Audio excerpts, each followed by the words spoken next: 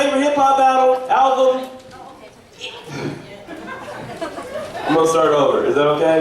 This next comedian is a creator of my favorite hip-hop album, Edie Van Ness, everyone.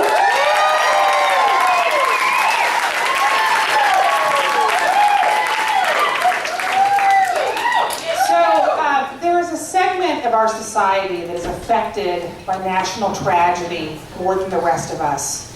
And God damn it, they're going to let you know about it.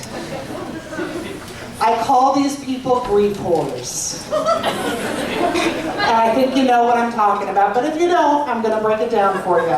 Grief whores routinely post on Facebook like every 3 days, my thoughts and prayers, ...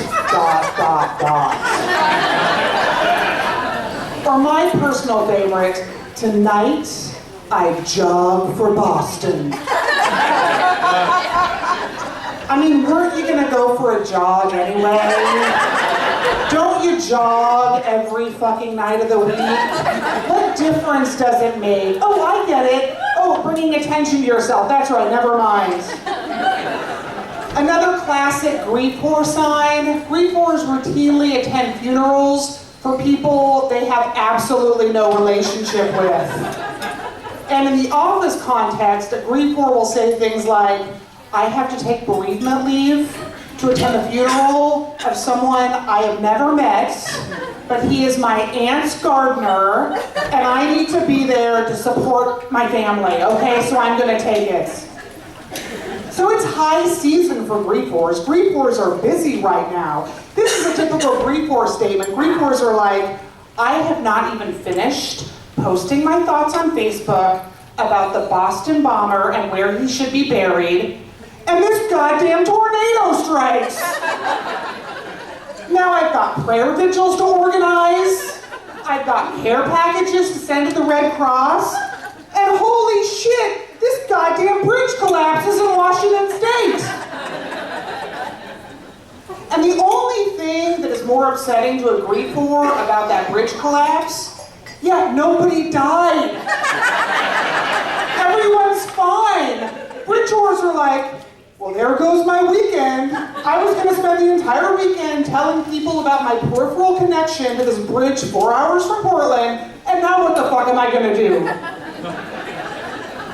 You'll also hear bridge whores saying things like, or grief whores saying things like, sorry, bridge whores, grief whores. You'll routinely hear them saying things like, my brother's best friend's boyfriend's girlfriend's sister's aunt's mother's housekeeper drives over that bridge every goddamn day. And if she had not stopped to buy a Powerball ticket, she would have been on that bridge. I don't think I can work today. I think I have to take the day off.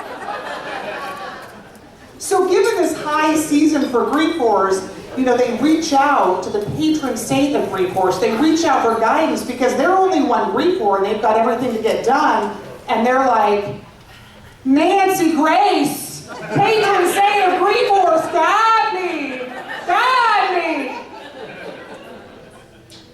So, like any of you who work in an office environment, I work with a huge grief whore. And she's the receptionist, and so I can't leave the building or go into the lunchroom without passing her desk. So often, probably every 7 days or so, I'll be walking by and she'll be like, Edie, 7 dead, 12 injured. I will continue to refresh CNN.com every 22 seconds and give you an update. And I don't know how to respond. I'm like, I just wanted to get a Diet Coke in the lunchroom. Like, I was like, oh, that's terrible. It's just so, I don't know what to say. So several months ago, she corners me as I'm leaving, and she's like, Edie, we have a card that you need to sign. And I'm like, what? She's like, we're sending a card to Sandy Hook, Edie. And just instinctively, I'm like, well, where are we gonna send it? She's like, Edie, we're sending you to the school, Edie. Like, I'm the asshole. Like, I'm the dick. Because you know what? You know what's gonna make someone get out of bed after enduring the worst possible thing a human being could endure? Yeah, not the love and support of friends and family. Not gun control, because we know that's never gonna fucking happen, right? No, getting a random card from a group of schmucks at an office in Portland, Oregon. Right? So I realize as I'm saying this that statistically there's somebody in the room tonight who has just realized that she is in fact a grief whore. And I want to reassure you that I'm not ESP, I don't ESP grief whore. I'm not going to be able to find you in the audience and call on you. I just want you to get help and stop doing it, okay? Stop doing it.